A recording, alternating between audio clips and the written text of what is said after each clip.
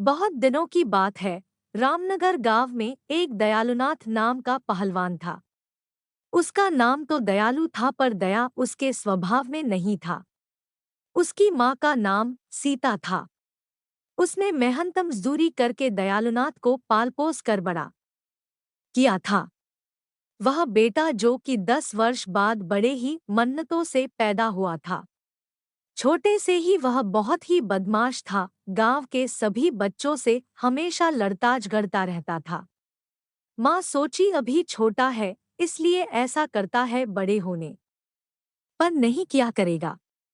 कुछ सालों बाद जब वह बड़ा हुआ फिर भी उसकी आदत वैसे ही थी, और तो और अब वह अपनी माँ की इज्जत भी नहीं किया करता था। फिर भी माँ उसे कुछ नहीं कहती थी।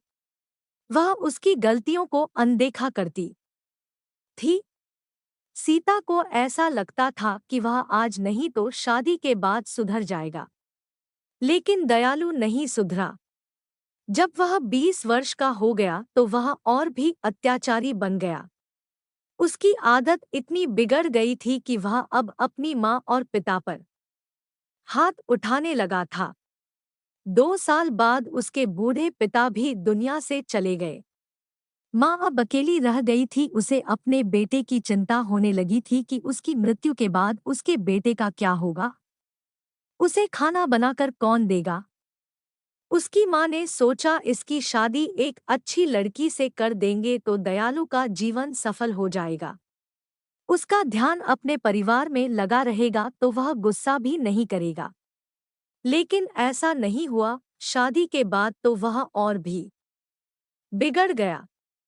पत्नी पुष्पा तथा अपनी सास देविका, जो कि 2 दिन के लिए अपनी बेटी के घर पर मिलने आई हुई थी, उसे भी एक दिन दयालु ने शराब के नशे में आकर मारा और गाली गलौज किया।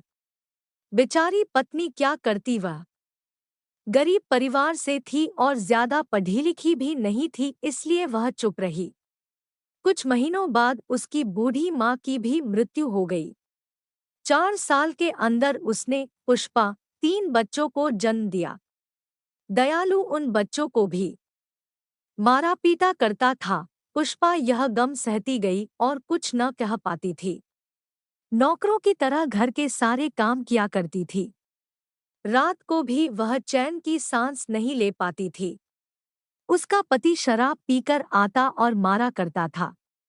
10 साल तक तो बेचारी पुष्पा जैसे तैसे करके कामकाज करती रही और अपने अत्याचारी पति की मार सहती रहती, ताकि उसके बच्चे पढ़ लिख कर अच्छे ऑफिसर बन जाए और वे उनकी माँ की तरह जीवन न जिए। भगवान की कृपा और पुष्पा की मेहनत रंग लाई। जो कॉलेज में पढ़ती थी वह M.Sc. इंडिया में प्रथम आई। उसकी माँ का सपना पूरा होने लगा था। उसे अपनी बेटी पर गर्व था कि यह एक दिन बड़ा मुकाम हासिल करेगी। अचानक एक रोज उसके पिता शराब के नशे में घर आए। अपनी बड़ी बेटी रीना को बुरा भला कहने लगे और मारने लगे। रीना पढ़ी लिखी और समझदार लड़की थी। उसने जैसे तैसे करके अपने आप को बचाई, यहाँ तक कि माँ भी उसे बचाने आई तो उसे भी मारा। यह देखकर उसके दोनों भाई चुपचाप एक कोने में बैठकर रोने लगे। रीना अपनी गलती के बारे में पूछती है कि मैंने कौन सी गलती कर थी। सीधा कॉलेज से घर ही तो आ रही हपिला शराब की हालत में जोर से बोलते हैं, मैंने अगली बार तुम्हें राहुल के साथ देखा तो समझ जाना। रीना मध्यम स्वर में, राहुल मेरे कक्षा में पढ़ता है और वह मेरा अच्छा मित्र है। पिता, मैंने तुम्हें इतना बड़ा क्या राहुल के लिए किया है कि तुम उसके साथ चली जाओ। तुम्हारे ऊपर और तुम्हारे शरीर के ऊपर सिर्फ मेरा ही हक है, इसे मैं किसी और के हवाले नहीं कर सकता हूँ। रीना और उसकी माँ यह वाक्य सुनते ही चुप हो गए और अपने मन में सोचने लगे कि ये पिता है कि हैवान। रीना अब इस घर में एक पल के लिए भी नहीं रुकना चाहती थी, क्योंकि हर रोज के नाटक से वह थक चुकी थी। आज तो उसके पिता ने इंसानियत का हद ही पार कर दिया था। अब उसे पिता नाम से भी घृणा होने लगी थी। आसपास के लोग भी उनकी मदद करने से डरते थे। किसी ने उनकी मदद की तो उसके पिता पड़ोसी लोगों से भी लड़ाई करते थे। लोग उनकी मदद तो करना चाहते तो थे पर कर नहीं पाते थे। उसकी माँ ने उसके लिए इतना संघर्ष किया था, उसे रीना पूरा करना चाहती थी। एक दिन जब उसके पिता घर से किसी काम के लिए 2 दिन के लिए बाहर चले गए थे, तभी पुष्पा ने सोचा यह अच्छा मौका है। रोज रोज के झगड़े से तंग आकर पुष्पा ने रीना की शादी अपने सहेली के बेटे राहुल, जो कि उसके ही कक्षा में पढ़ता था, उससे करा देती है और अपनी बेटी को इस नर्क से निकाल देती है। उसी रात रीना और राहुल उस गांव से चले जाते हैं और नागपुर शहर में जाकर अपनी आगे की पढ़ाई करते हैं। घर पर जब उसके पिता को यह बात पता चलती है तो हमेशा की तरह फिर से लड़ाई होती है। लेकिन आज के इस लड़ाई से पुष्पा को बहुत सुख समय बीतता गए। जल्द ही रीना वकील बन गई।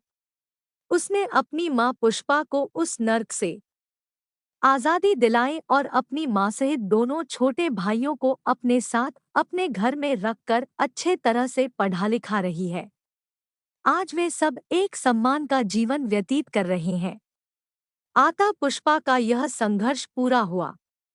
उधर उसके पिता अब अकेले अपनी जिंदगी जी रहे हैं। कोई भी उन्हें खाने के लिए नहीं देता है। जैसे तैसे वह पापी अपना जीवन जी रहा है, या कह सकते हैं कि अपने कर्मों का सजा भुगत रहा है।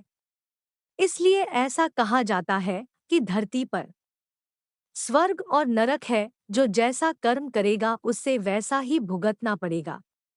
इसलिए सबके साथ अच्छा व्यवहार करना चाहिए ताकि हमारे साथ भी लोग अच्छा व्यवहार करें। अगर आपको हमारी ये वीडियो आपको पसंद आई हो तो लाइक करें, कमेंट करें, चैनल को सब्सक्राइब करें और साथ में बेल आइकन को भी जरूर दबा दें। धन्यवाद।